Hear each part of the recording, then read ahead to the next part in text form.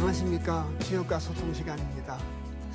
이번 시간에도 지난번 시간에 이어서 개사편제 2장의 내용 중에 이제 후반기에 들어서 12번째 구절에 대해서 말씀을 드리고 같이 공부를 하려고 합니다.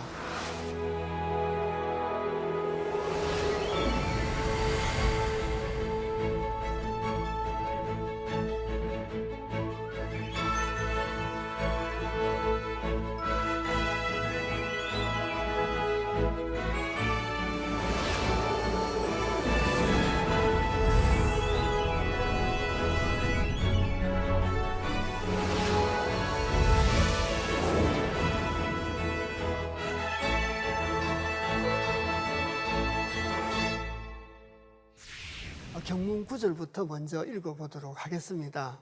그래서 그 경문 구절이 고지장자는 후이지신하야 장지중야하야 불봉불수하며 상기무수이러니 후세성이니 역지 관각하고 개치저 대과하고, 이 구절을 한 구절 한 구절 이래 읽어 나가도록 하겠습니다. 그래서 늘 말씀드렸듯이 그 개사편제 2장은 일상생활의 어떤 형태의 비유를 해가지고 성인의 말씀을 통해서 세상을 이롭게 하는 걸 얘기하고 있다. 특히 그 중에서도 목도, 나무로 가지고 활과 화살을 만들고, 나무로 가지고 호미를과 보섭을 만들고, 나무로 가지고 배와 노를 만들었다. 그래서 그 나무라는 것이 지난번 시간에도 말씀드렸듯이 성인 지도를 의미한다. 그래서 목도에 대한 얘기를 비유해서 많이 얘기를 하고 있다. 가장 공통적이고 핵심적인 걸 한마디로 말씀드리면 그렇게 말씀드릴 수가 있습니다. 고지장자는 옛고자입니다. 그리고 장사 지낼 장자라, 옛적에 장사를 지내는 것은, 또 장사를 지내는 것은 두터울 후자 오디자입니다. 옷을 두텁게 했다는 거죠. 갈지자, 써이자, 섬나무 신자입니다. 저 섬나무라고 하는 것이 버드나무처럼 가지가 길쭉길쭉합니다. 가지가 길쭉길쭉한 데다가 나무잎이 큽니다. 조금 이제 무성해 보이겠죠. 그래서 나무 가지가 가늘고 길어서 이렇게 관리하기가 조금 용이한 편이고, 또 가늘고 긴데 나무 잎이 큼직큼직합니다. 그렇게 생긴 것이 섬나무입니다. 그래서 옛적에 장사를 지낼 때 또 옛적에 장사라고 하는 것은, 장사라는 게 장사 지낼 장자니까 사람이 죽었을 때 장사 지나는 걸 보고 말을 하지 않습니까? 그래서 후이지 이신하야, 그래서 옷을 두텁게 했는데 뭘로 가지고 옷을 두텁게 했냐고 그러면은 섬나무로 가지고 옷을 두텁게 했다는 겁니다. 섬나무도 나무니까 목도를 보고 말을 하죠. 그래서 섬나무로 가지고 시체를 갖다가 둘둘 말아 쌌다는 얘기입니다. 아까 말씀드렸듯이 장지중야하야, 장사를 지내는데 덜 가운데서 장사를 지냈다는 거죠. 가운데 중자 덜야자지 않습니까? 덜 가운데다가 장사를 지냈다는 것은 혹되게 말씀드려서 섬나무에다가 둘둘 말아가지고 묶어서 들판 가운데 갖다 버렸다는 얘기나 똑같은 얘기죠. 그래서 장지중야하야 불봉불수하며, 아니불자 봉분분자입니다. 봉알붕자도 되고요. 봉분이 없다는 거죠. 그래서 잘 알다시피 칠판 잠깐 봐주시면, 저희들이 일반적으로 많이 보셨듯이 이런 평지에다가 봉분이 이렇게 있는 거죠. 그래서 사람 너를 이렇게 넣어가지고 여기에다가 땅에다가 묻고, 이것이 봉분이지 않습니까? 봉분이고, 또 봉분 근방에다가 조그마한 나무도 심고 이렇게 하지 않습니까? 그런데 불봉불수하며 봉분도 없고 나무도 없다는 것은 들판에다가 그냥 둘둘 말아서 갖다 버렸는데 봉분이 있을 리가 없고 나무가 있을 리가 없죠. 그래서 봉분이 없고 나무가 없다는 것은 저렇게 매장하는 매장 문화가 아니고 갖다 버렸다는 얘기지 않습니까? 그리고 죽을 상자, 기약할 기자, 그래서 없을 무자, 셀 숫자라 죽었을 때 요즘 같으면 3일장, 5일장 이런 기간도 없었다는 거죠. 그러니까 3일장, 5일장도 없이 봉분도 나무도 없이 옛적에는 사람이 죽으면 섬나무 가지 꺾어다가 둘둘 말아서 그날로 그냥 들판에다가 갖다 던져서 자고 나면 들짐승들이 뜯어먹거나 가지고 가서 없어졌겠죠.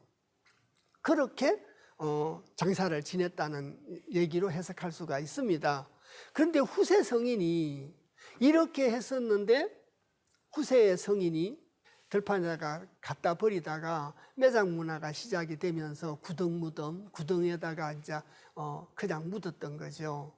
그러고 이제 나중에 동무덤도 나오고 돌널무덤도 나왔다가 여기 나오듯이 후세 성인이 역지 광곽하며 널관자 덧널 곽자입니다. 관을 만들어 가지고 광각을 만들어 가지고 관에다가 넣어서 저 후세 성인이 장사를 치렀다는 얘기죠. 저 관이라는 게 잘 아시다시피 자 돌로 만든 돌관도 석관도 있습니다. 근데 여기서 말하는 저 관이라고 하는 것은 바로 나무로 만든 거거든요. 나무가 바로 저 목도고 신도다 이렇게 말씀드렸지 않습니까? 그래서 개치저 대과하고 이런 것이 다 대각계에서 나왔다.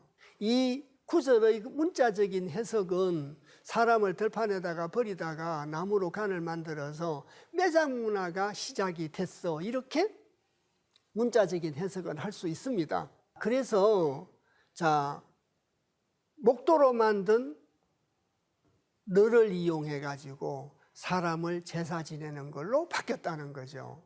그래서 저 시신을 들판에다가 그냥 갖다 버려서 장사를 지내다가 너를 성인지도로 만든 목도로 만든 너를 통해서 저 장사를 지냈는데 이것이 큰대자 지나칠과자 대각계에서 왔다. 여기도 마찬가지입니다. 대각계에 대한 뜻을 알지 못하고는 이 구절의 내용을 제대로 이해할 수가 없습니다. 그래서 대각계의 내용을 평소와 같이 살펴보고 다시 이 구절로 돌아와서 뜻을 다시 한번 새겨보도록 이렇게 하겠습니다. 그래서 태풍대각계입니다. 태풍대각계인데 이 태풍대각계는 조금 저 개상을 그려놓고 말씀을 갖다가 드리도록 하겠습니다. 이 태풍대각계는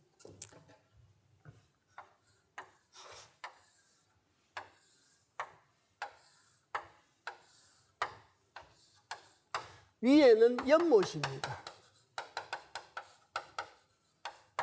자, 위에는 연못이고 아래는 바람이죠. 자, 그래서 이것이 대과입니다.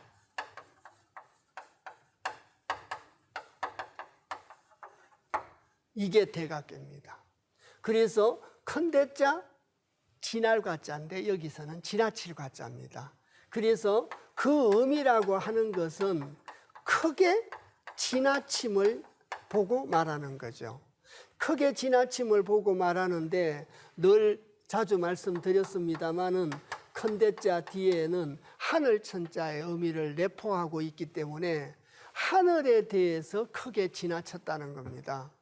하늘에 대해서 크게 지나쳐 가지고 자 대들보가 내려앉는 그런 큰 어려움을 겪게 되는 걸 얘기하고 있는 것이 바로 대각계입니다. 그리고 언젠가 한번 말씀드린 적이 있습니다마는 두 번째 6효 중에 주역에서 6효 중에 이건 두 번째 효라서 이자가 붙었습니다.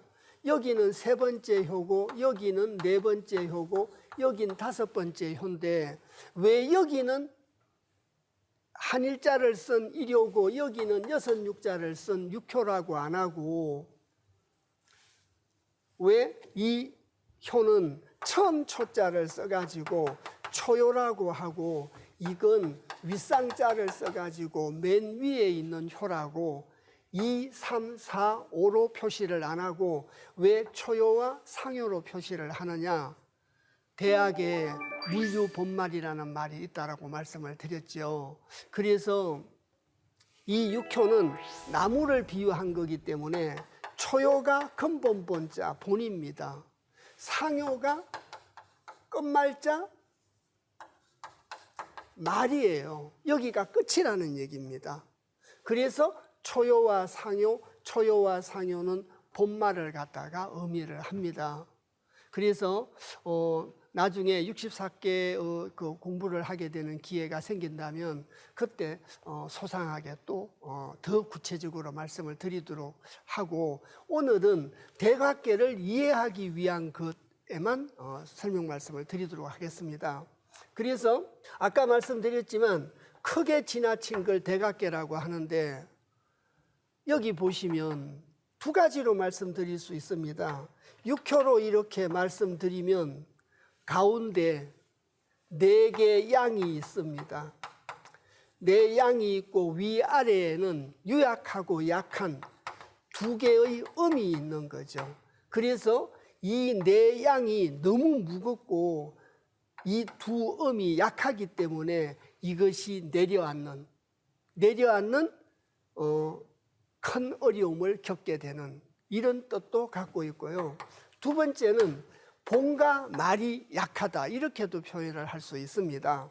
그래서 근본과 말엽이 약하다는 거죠. 이것이 약해서 가운데 있는 양 네 개는 무겁고 본말이 약해서 무너지게 되는 어려움을 겪게 된다. 이렇게 이제 말씀드릴 수 있습니다. 이 뜻을 크게 지나치다는 이 뜻.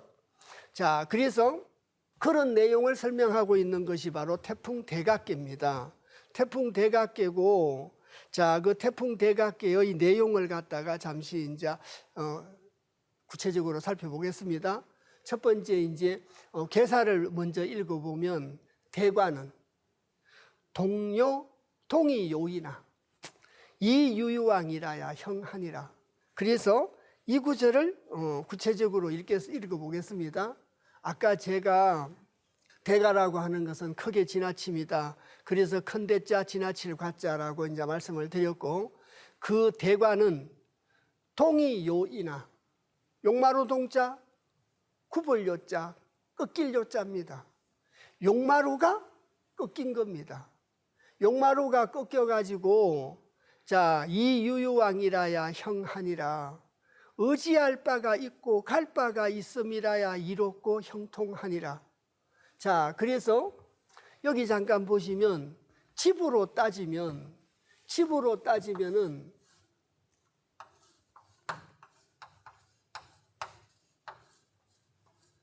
이 용마루가 내려앉았다는 거죠. 이 용마루가 내려앉아 가지고 내 기둥까지 무너진 거죠. 그래서 이 위에 있는 용마루가 내려앉게 되면 집 전체가 무너지게 되고 대들보가 무너지면 집 전체가 망하고 나라의 대들보가 무너지면 나라가 망하고 큰 어려움을 겪게 되고 이렇지 않습니까? 그래서 대들보가 무너지는 큰 어려움을 얘기하고 있는 것이 바로 대각계입니다.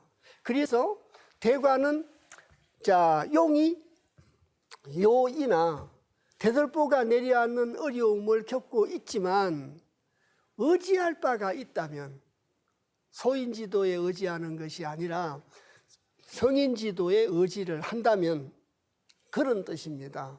저희들이 세상 살면서 의지를 하는 것이 성현의 말씀에 의지할 수도 있고 사람의 생각에도 의지할 수 있지 않습니까?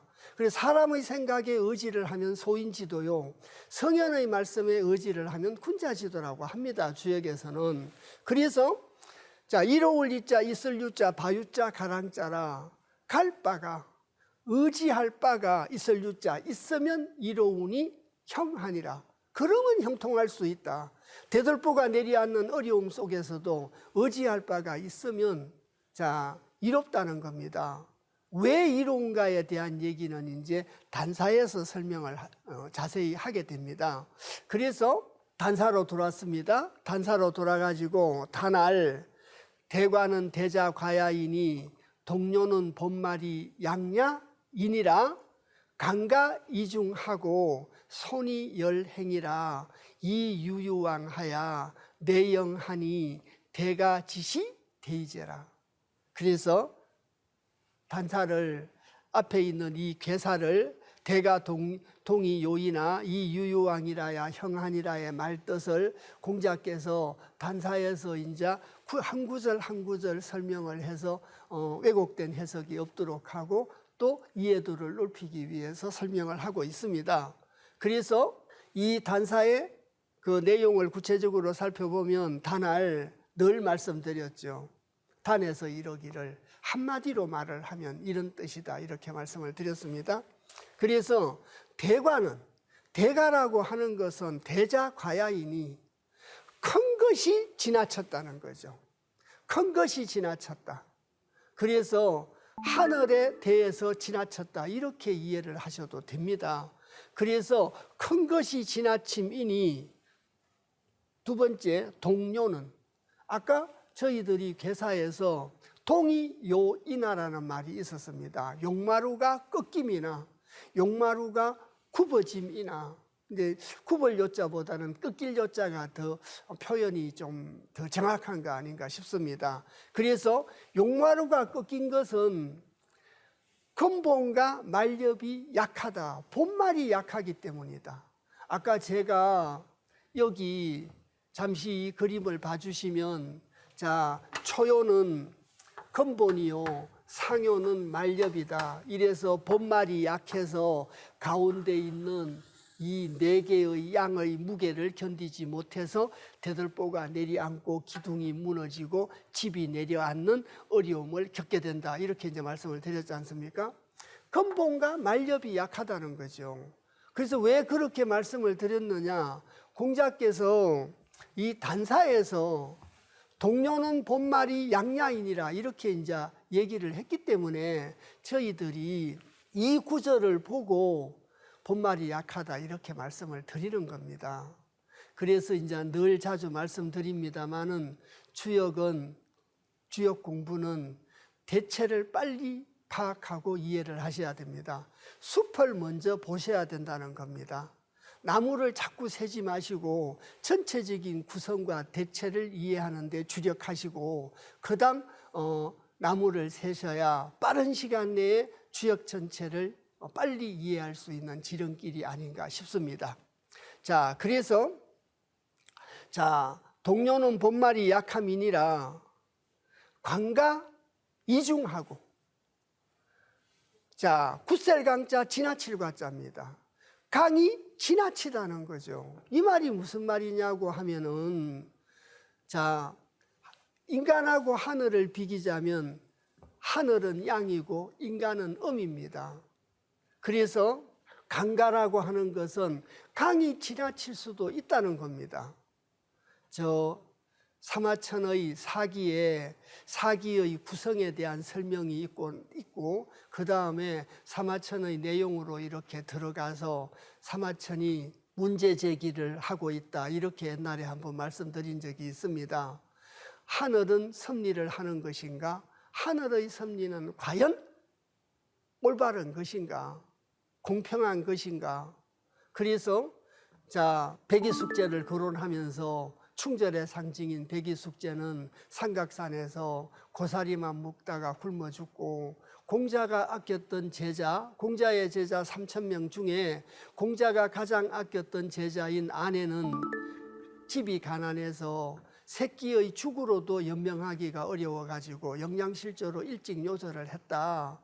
그런데 도척이라는 사람은 물의 배를 이끌고 다니면서 살아있는 사람 배를 갈라서 간을 끄집어내가지고 회를 쳐서 먹었는데 벼락 맞아 안 죽고 명대로 살다가 죽었다고 합니다. 사기에서 사마천이 직접 언급을 합니다. 사람이 살면서 한 발을 내딛는데도 젖은 땅 마른 땅을 가려서 발을 내딛고, 길을 가면서도 지름길을 택하지 않았고, 일을 하는데도 옳지 않는 일은 행하지 않았음에도 불구하고 세상을 살아가면서 어려움에 직면하게 되는 일이 부지기수다. 그러면서 하늘은 과연 공평한 것인가를 문제제기를 하면서 사기책을 써나갔던 사람이 사마천이지 않습니까? 주역도 마찬가지입니다. 성인지도에 대한 얘기를 주역상경에서 계속 설명을 하고 있습니다. 주역상경에서 설명을 해가지고 성인지도의 말씀대로 소인지도를 가지 않고 군자지도를 실천하고 성인지도를 실천하기 위해서 노심초사 노력을 했음에도 불구하고 하늘이 지나칠 수 있다는 겁니다. 하늘이 지나칠 수 있다고 합니다. 왜 하늘이 지나치는가? 맹자진심장 편에 그 이유가 또 나오죠. 그래서 맹자진심장 편에 하늘이 장차 크게 쏘고자 하는 자는, 그런 구절이 나오지 않습니까? 하늘이 크게 쏘고자 하는 자는 마음을 괴롭히고 금고를 힘들게 하며 배를 줄이게 하고 가진 것이 다 없도록 하고 하고자 하는 일마다 다 어긋나게 만들며 성냄을 참게 만들어서 크게 쏘고자 함이라. 맹자진심장 편에 그렇게 얘기하고 있습니다.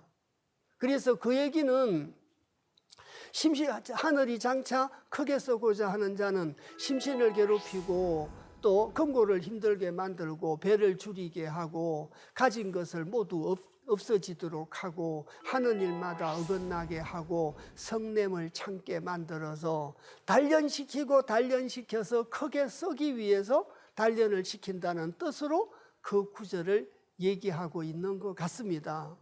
그래서 하늘은 지나칠 수 있다는 거죠. 주역 전체의 구성도 그렇게 되어 있습니다. 잠깐 보시면 주역은 여러 차례 말씀드렸습니다마는 주역은 상경과 하경으로 구분되어 있다, 이렇게 말씀드렸습니다. 그래서 주역 상경과 하경으로 구분되어 있는데 주역 상경은 성인 지도에 대한 얘기를 하고 있지요. 하경은 군자 지도에 대한 얘기를 하고 있습니다. 그래서 주역은 성인 지도를 근원으로 해서 군자 지도의 로드맵을 설명하고 있는 것이 주역이다. 더 간단하게 중도를 근원으로 정도를 실천하는 중정지도다, 이렇게 얘기를 합니다. 그런데 주역 28번째 궤에 지금 저희들이 읽고 있는 대각계가 주역상경 28번째 궤입니다. 그래서 이 대각계에서 대들보가 무너지게 되는 어려움에 대한 얘기를 써놓고 29번째는 중수강계에 대한 얘기를 써서 고난이 거듭하는 거, 앞으로 나가도 빠져 죽고 뒤로 나가도 빠져 죽는 고난이 거듭한 내용을 써놓고 30번째는 중하 이계입니다. 그래서 성인의 말씀대로 군자지도를 행해야 되는데 그렇지 않으면은 죽여져 가지고 태워져서 버려지게 된다고 써놨습니다. 중하이계 2호에 죽여져 가지고 태워져서 버려진다라고 써놨습니다. 그래서 첫 번째 중천근계에서 27번째까지는 성인지도에 대한 얘기를 썼습니다. 그리고 28번째, 29번째, 30번째는 대들보가 무너지고 진퇴양난의 어려움을 겪게 되고 또 죽여져 가지고 태워져서 버려지는 어려움에 대한 얘기를 써놓고 31번째부터가 주역 하경인데 여기가 택산 한계입니다. 이때 함이라고 하는 것은 다음자입니다. 다음자라 진리와 내가 하나 되는 얘기를 써놓은 겁니다. 진리와 내가 하나가 되는 거. 진리와 내가 하나가 되는 내용을 쓴 것이 바로 택산 한계인데, 진리와 내가 하나가 되는 겁니다. 천인합일이 이루어진다는 얘기죠. 천인합일이라는 게 내 생각을 버리고 진리와 내가 하나 된다는 게 말처럼 참 쉽지 않지 않습니까? 말은 쉬운데 행하기가 굉장히 어렵다는 뜻이죠. 그래서 성인 지도만 공부를 해가지고 진리와 내가 하나 되기는 어렵다고 생각한 거 아닌가. 그래서 끝 무렵에 이러한 어려움의 체험, 이 체험을 통해서만이 확신을 가져가지고 진리와 내가 하나가 될 수 있다. 그런 뜻에서 제 소견에는 이런 취지에서 주역 64개가 구성이 되어 있다라고 생각을 합니다. 그래서 책으로 가지고 성인지도만 공부해가지고 진리와 내가 하나 되기는 어렵다는 거죠. 그래서 이러한 대들보가 무너지고 진퇴양난의 어려움과 죽여져서 태워져 가지고 버려지는 이러한 체험을 겪고 난 연후에 비로소 진리와 내가 하나 될 수 있다. 그래서 저는 주역 구성이 그런 취지에서 구성이 되어 있다라고 생각을 합니다. 그 중에 오늘 읽어내는 것이 이제 대각계입니다. 이래서 지금 주역 전체의 구성에 대한 걸 말씀드리기 위해서 이 부분을 설명 말씀드린 것이 아니라 바로 대각계의 관가 이중 손이 열행이라는 이 구절의 뜻을 이제 설명 말씀드리기 위해서 맹자 진심장의 얘기도 말씀을 드렸고 구성에 대한 얘기도 말씀을 드렸습니다. 그래서 또 사마천의 얘기도 말씀을 드렸습니다. 그래서 하늘이 지나칠 수 있다는 거죠. 아무 잘못하지 않았는데 성인군자 지도를 공부하고 성인 체험을 통해서 확신을 가지고 열심히 실천을 하려고 노력했는데도 하늘이 견디기 어려울 만큼 어려움을 줄 수도 있다는 겁니다. 아까 맹자 진심장에서 말했듯이 크게 쓰기 위함이라는 거죠. 성인 지도를 자각하게 만들기 위함이라는 뜻이죠. 그래서 말미암을 이를 넘어서 가운데 중자는 중도를 말합니다. 천도죠. 하늘이 지나쳐도 가운데 중자에 손께손자인데 겸손할 손자의 뜻으로 해석을 하셔야 됩니다. 그래서 하늘이 지나쳐도 중도에 뭐 하라는 뜻입니까? 겸손하라는 뜻입니다. 하늘이 지나쳐도 중도에 겸손하고 또 말미암을 일을 넘어서 말씀설인데 기쁠 열자로 읽습니다. 행할 행자죠. 그래서 하늘이 지나쳐도 중도에 겸손하고 기쁜 마음으로 행하라는 뜻입니다. 참 구절에 내지 옛개의 일월이 불가하고 사시가 불턱하는 그 구절의 얘기나 이 구절의 말씀이나 내용이 굉장히 참 뜻이 깊은 가슴에 와닿는 구절이라고 할 수 있습니다. 그런데 실천하기가 참 어렵죠. 하늘이 지나쳐도 중도에 대해서 겸손하고 기쁜 마음으로 행함이라. 자, 이 유유왕하야 의지할 바가 있어서 이롭다 하야. 또 어떤 구절에서는 손이 열행 다음에 자천우지 길무불리라는 구절도 있습니다. 하늘로부터 도움이 있어서 길하여 이롭지 아니함이 없다고. 그래서 강이 지나쳐도 중도에 대해서 겸손하고 기쁜 마음으로 행함이라. 이렇게 하면 중도에 의지할 바가 있어서 자, 이 내자에 형통할 형자 마침내 뭐 하다고요? 형통해진다고. 그래서 악인의 형통함을 부러워하지 말고 성인 지도에 대한 믿음을 가지고 아무리 하늘이 성인이 나한테 어려움을 주더라도 자, 성인 지도에 대한 믿음을 갖고 성인 지도에 겸손하며 기쁜 마음으로 행하게 되면 마침내 형통해진다는 거죠. 저희들이 세상에 성현의 말을 믿지 않으면 믿을 수 있는 사람이 없습니다. 성현의 말을 믿으면 편안해질 수 있다고 합니다. 대학의 상강령 지어지선의 경지에 머물 때를 알아야 정함이 있고, 정함이 있고 난 연후에 고요할 수 있고, 고요한 연후에 편안할 난자, 편안할 수 있고, 생각할 수 있고, 얻는 게 있다. 지어질선의 경지에서 설명하고 있지 않습니까? 저희들의 심신이 편안해지려면 성인지도에 머물러야 된다는 거죠. 성인지도에 의지를 해야 된다. 주역은 수없이 그렇게 얘기를 하고 있습니다. 그런데 이제 가장 문제가 저희들이 뿌린 대로 걷고 심은 대로 걷는다는, 또 어린애들이 배우는 명심보감에 나오는 외를 심으면 외를 얻고 콩을 심으면 콩을 얻는다는 그 불변의 법칙인 진리를 믿지 않는 데 가장 문제가 있다는 거죠. 저런 대각계처럼 대들보가 내리앉는 어려움이 있을 때 사람들은 꼭 내 생각으로 가지고 헤쳐나갈 방법을 모색한다는 거죠. 내 생각대로 해결을 모색하는 건 소인지도고, 성인의 말씀 속에 머물면서 성인의 말씀 속에서 해법을 찾는 것은 군자지도다. 주역의 여러 곳에서 얘기하고 있지 않습니까? 특히 저희들이 공부한 계사 8장, 상편 8장 첫 구절에 군자가 장차 어떤 일을 함에 있어서 성인의 말씀을 헤아리고 성인의 말씀을 의논하면 이성기 변화하나니라 그 변화를 이룰 수 있다라고 얘기를 하고 있었지 않습니까? 그래서 하늘이 지나쳐도 중도에 대해서 겸손하고 기쁜 마음으로 행함이라 이유요왕하야 마침내 형통하다고 하니 대과 지시 대이제라. 대들보가 내리앉는 그 어려움을 주는 하늘의 시성, 그 마땅함의 뜻이 참 크구나. 하늘이 대들보가 무너지는 큰 어려움을 주는 그 깊은 뜻이 참 크구나. 깊은 뜻을 알고 보니까 큰 의미가 있었구나. 뭐 이렇게 유추 해석을 할 수도 있지 않겠습니까?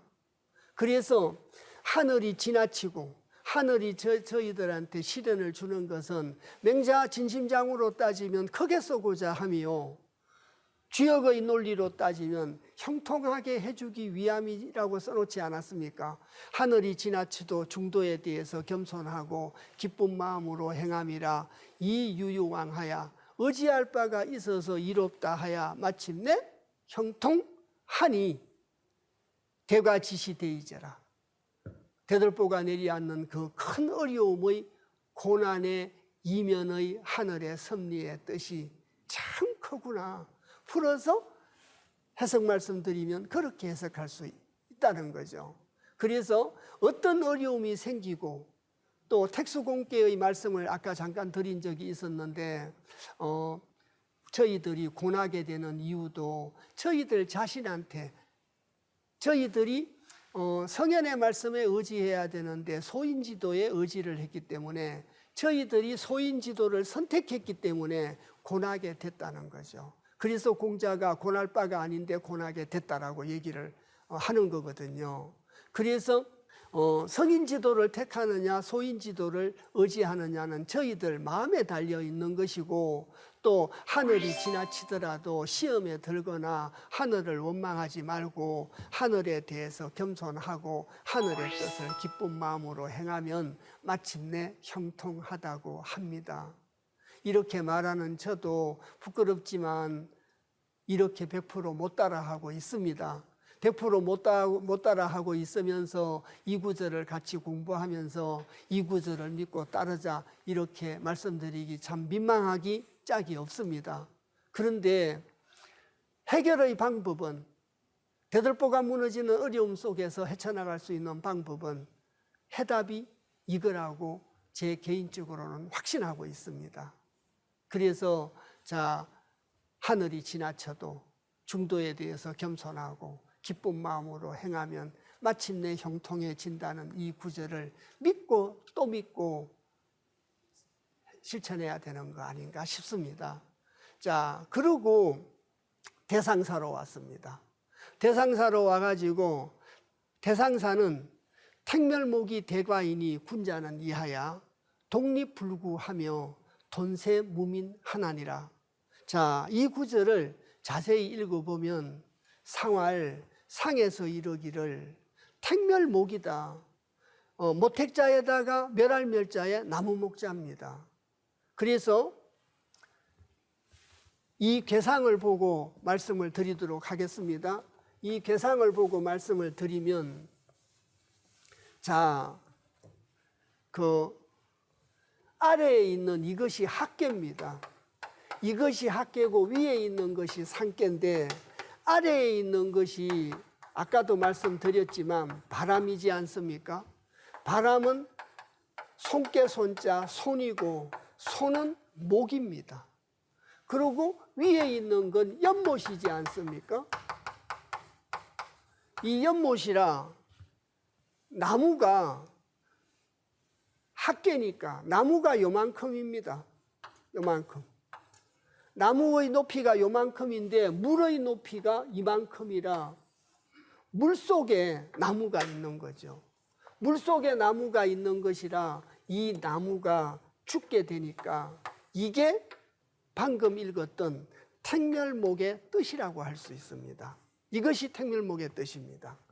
그래서 여기 보시면 택멸목이다. 연못이 나무를 멸했다. 여러 차례 말씀드렸습니다. 나무라고 하는 것은 손깨고 목도라고. 그래서 목도를 멸했어요. 목도를 멸했으니 하늘의 섭리를 멸했으니 하늘에 죄를 진 거라 대과죠. 하늘에 지나친 대과라서 대들보가 무너진 겁니다. 대들보가 무너지는 어려움을 겪게 된 거죠. 그래서 군자는 이하야 대들보가 무너지는 어려움 속에서 죄를 짓지 않았어도 아무 잘못이 없어도 자 강가이중이라 하늘이 지나칠 수 있다라고 말씀을 드렸고, 그래도 중도에 겸손하고 기쁜 마음으로 행하면 만사가 형통해진다. 저희들이 아까 단사에 그렇게 읽었지 않습니까? 그래서 택멸목이 대과이니 군자는 이하야 독립불구하며 돈세무민하나니라. 자, 홀로 독자의 설립자입니다. 홀로 서도 두려워하지 말고 언둔할 돈자입니다. 그래서 언둔할 돈자인데 언둔할 둔자로 읽어야 됩니다. 그래서 언둔할 돈자로 읽어야 되는데요. 똑같이 여기 잠깐 보시면 주역의 세 번째 께가 진칠둔자입니다. 여기 있는 이게 진칠둔자입니다. 그리고 지금 방금 읽었던 돈세무민에서 이것은 도망갈 둔자입니다. 언둔할 둔자입니다. 그런데 주역 64개 중에 둔자가 이렇게 두 개 있으면 혼선이 생길 가능성도 있고, 두 번째는 이 달아날 둔자, 언둔할 둔자를 돈자로도 읽습니다. 돈으로.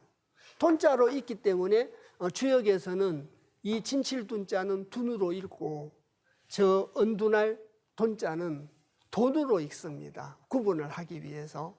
그래서 글자가 틀린 건 아닙니다. 원래 둔자 맞은데 돈자로 읽어야 된다는 말씀을 드리고, 홀로서도 두려워하지 않으며 세상을 등지고 세상을 언둔해도 번민하지 아니하니라. 홀로서도 두려워하지 않고 세상을 등져도 번민하지 않으려면 어디에다가 의존을 해야 되느냐, 중도에 겸손하라고 되어 있었는데 그걸 다른 각도에서 답을 하면 또 찾아보겠습니다.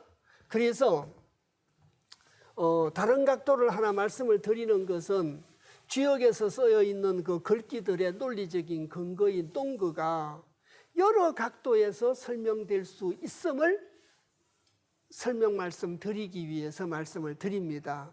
그래서 주역에서 효변이라는 게 있습니다. 효가 변하는 그런 종류 중에 혹계라는 게 있어요. 혹계.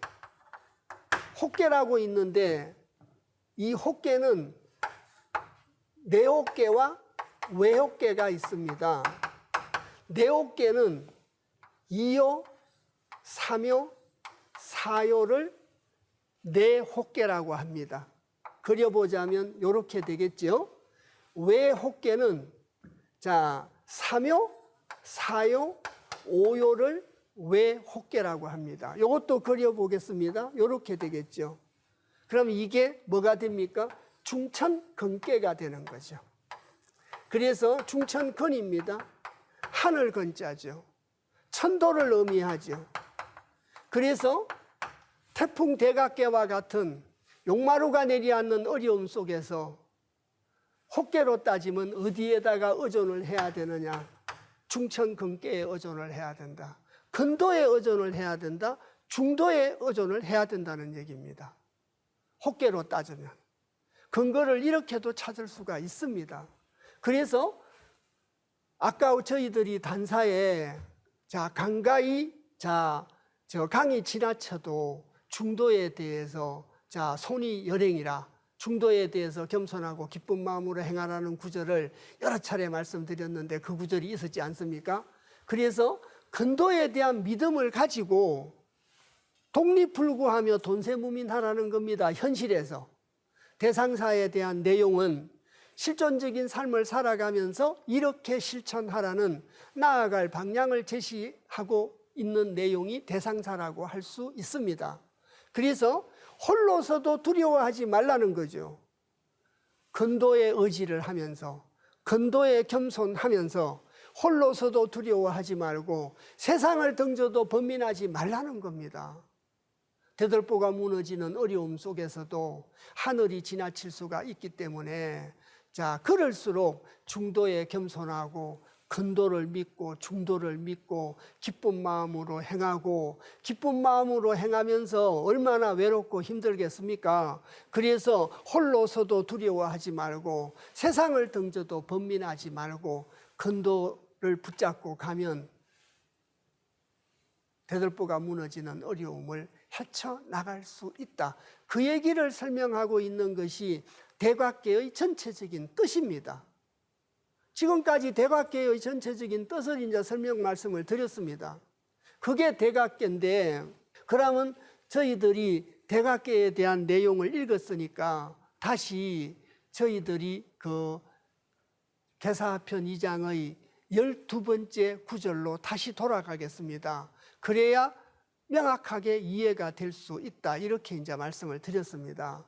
그래서 계사편 제2장의 이 구절이 고지장자에 세상 사람들의 어려움 중에 대들보가 내려앉는 어려움 중에 부모가 돌아가시고 형제가 죽고 배우자가 세상을 떠는 그것이 가장 큰 어려움이겠죠. 하늘이 무너지는 그런 어려움 아니겠습니까? 그래서 장사 지내는 것에 비유를 해가지고 설명을 하고 있습니다.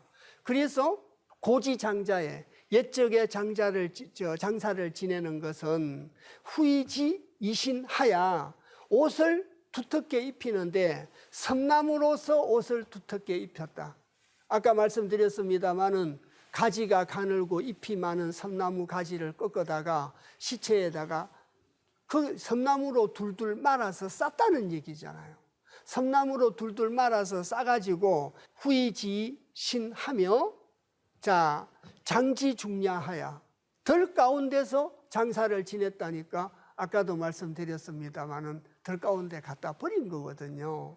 그리고 불봉불수하며 봉분도 없고 나무도 없고 또 상기무수이라 장사를 지내는 기간도 없습니다. 3일장 5일장 안 했다고 말씀드렸지 않습니까? 3일장 5일장 안 하고 봉분도 안 만들고 나무도 안 심고 들 가운데 갖다 버렸습니다.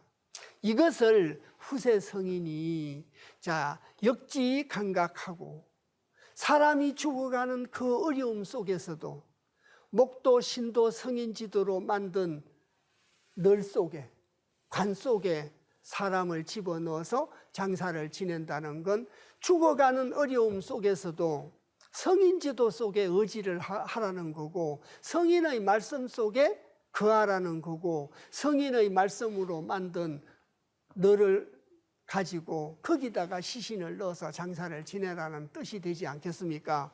그래서 역지감각하니 개치적 대과하고 이래서 대각계에서 치었다. 그래서 저희들이 대각계를 읽었습니다. 용마루가 무너지는 어려움 속에서도 근도의 의지를 하면 중도의 의지를 하고 의지하는 정도에 그치는 것이 아니라 열행이라 기쁜 마음으로 행하라고 그랬지 않습니까? 기쁜 마음으로 행하면 내 영 마침내 형통해진다.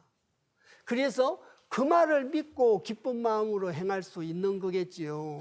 성현의 말씀을 믿지 않으면 확신이 없어서 기쁜 마음으로 행할 수 없지 않겠습니까? 그래서 이번 시간에 계사편 2장의 12번째 구절이었던 장사 지내는 것에 비유를 해가지고 성인 지도에 의지하는 구절을 설명 말씀 드렸고, 그 대각계에 대한 말씀을 드려서 대각계라는 것은 본말이 약하고 또 근본과 말렵이 약하고 가운데 양은 무겁고 위아래의 음은 약해서 대들보가 내리앉는 어려움, 하늘에 지나침으로써 어려움을 겪게 되고, 그런 어려움은 잘못이 없음에도 불구하고 하늘이 지나쳐서 어려움을 줄 수 있다라고 말씀을 드렸습니다. 그래서 대각계에서 간가히 중 손이 열행이라 여러 차례 말씀드렸지 않습니까? 하늘이 지나칠 수 있다고. 그래도 중도에 대해서 겸손하고 근도를 믿고 의지를 하면서 기쁜 마음으로 행하면 마침내 해결될 수 있다. 모든 것이 형통해질 수 있다라는 걸 세상 사람들에게 알려가지고 세상을 이롭게 하고자 했던 것이 바로 계사편 2장 12번째 구절입니다. 조금 논점이 비낄 수도 있습니다. 저희들은 행복이라고 하면, 복이라고 하면 하늘이 돈을 많이 벌게 해주고 하늘이 돈을 많이 보태게 해주는 걸 복이라고 합니다. 대체적으로 저희들은 기복신앙에서 출발한 역사이기 때문에 그런 경우가 많습니다. 근데 그건 민간의 소박한 바램일 뿐, 실제로 경전 속에서 말하고 있는 그 복이라는 것은 지혜를 알려주는 거다. 중하이계에서 한번 말씀을 드렸죠. 그래서 물고기를 잡아주는 것이 아니라 물고기를 잡는 지혜를 가르쳐 주는 거죠. 번뇌에서 벗어날 수 있는 지혜를 가르쳐 줘가지고 생사병로의 고통에서 벗어나게 해주는 거고, 대들보가 무너지는 아픔 속에서도 중도에 대해서 겸손하고 근도를 의지를 하고 근도를 믿고 따르면 마침내 형통해질 수 있다는 걸 세상 사람들에게 알려서 세상을 이롭게 해 준다는 겁니다.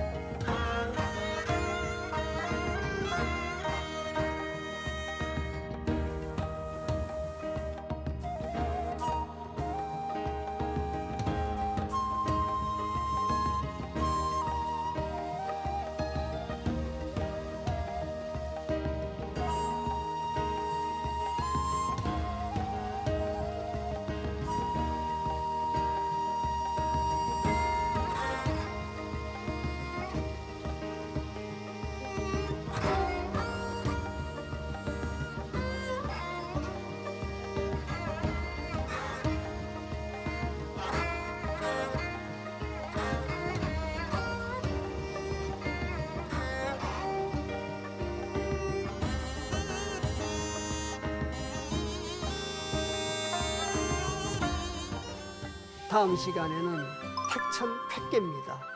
결단을 갖자입니다. 그래서 소인 지도를 결단하고 또 새로운 결단을 내려야 되는 걸 내용으로 하고 있는 것이 계사하편 2장의 13번째 구절의 얘기입니다. 자, 그래서 오늘은 방금도 또 요약해서 말씀드리고 했습니다마는 대들보가 무너지는 어려움 속에서 벗어날 수 있는 방법은 근도의 밧줄을 잡고 나가고 겸손하고 기쁜 마음으로 행하는 방법밖에 없다. 그렇게 하면 마침내 형통해진다.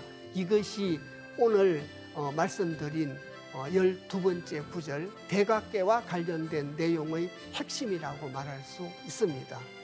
자, 같이 오랜 시간 공부해 주셔서 대단히 감사합니다.